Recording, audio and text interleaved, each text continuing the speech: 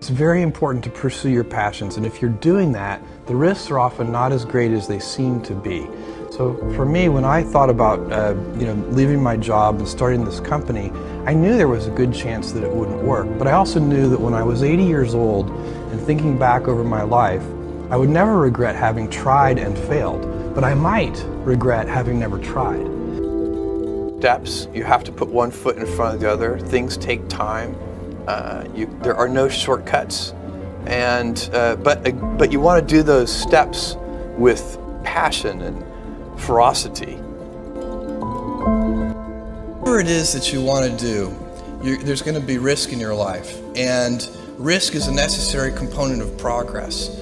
You can make any pioneering movements in the world of any kind, and I bet that every speaker here has taken substantial risks, whether it be intellectual or otherwise, to achieve what they've done. You should wake up worried, terrified every morning, but don't be worried about our competitors because they're never going to send us any money anyway. You need a combination of stubborn relentlessness and flexibility, and you have to know when to be which. And basically, you need to be stubborn on your vision because otherwise it'll be too easy to give up. But you need to be very flexible on the details because as you go along pursuing your vision, you'll find that some of your preconceptions were wrong, and you're going to need to be able to change those things. You cannot invent and pioneer if you cannot accept failure. To invent, you need to experiment. And if you know in advance that it's going to work, it is not an experiment. It's always embarrassing to fail, but you have to say, no, that's not how this works. If I said to you, you have a 10% chance with a particular decision, a 10% chance of a 100x return, you should take that bet every time, but you're still going to be wrong 9 out of 10 times, and it's going to feel bad 9 out of 10 times. Nimble and robust, so you need to be able to take a punch, and you also need to be quick and innovative and doing new things at a high speed. That's the best defense against the future. And you have to always be leaning into the future. If you're leaning away from the future is going to win every time. Never, ever, ever lean away from the future.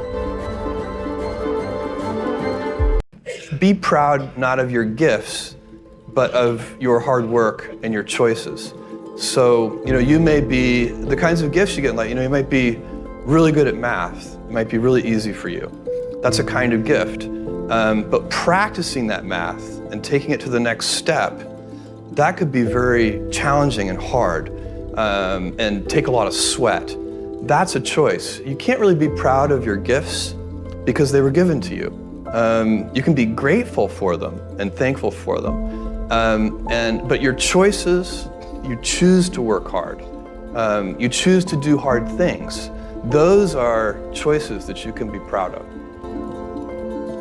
I think one of the things that's very important to note about stress is that stress primarily comes from not taking action over something that you can have some control over. So if I find that some particular thing is causing me to have stress, that's a warning flag for me. What it means is there's something that I haven't completely identified, perhaps in my conscious mind, that is bothering me, and I haven't yet taken any action on it. I find as soon as I identify it and make the first phone call or send off the first email message or whatever it is that we're going to do to start to address that situation, even if it's not solved, the mere fact that we're addressing it dramatically reduces any stress that might come from it. So stress comes from ignoring things that you shouldn't be ignoring. Having a passion is a gift.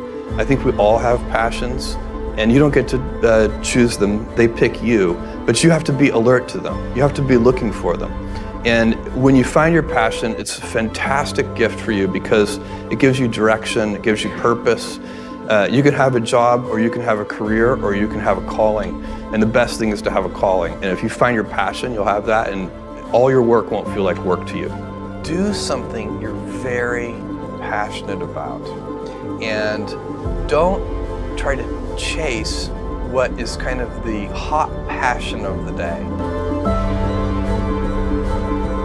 You can choose. We all get to choose our life stories, and it's the choices that define us, not our gifts. Everybody in this room has many gifts. I have many gifts. You can never be proud of your gifts because they're gifts. They were given to you. You might be, tall, or you might be really good at math, or you might be extremely beautiful or handsome, or there are many gifts, and you can only be proud really of your choices, because those are the things that you are acting on.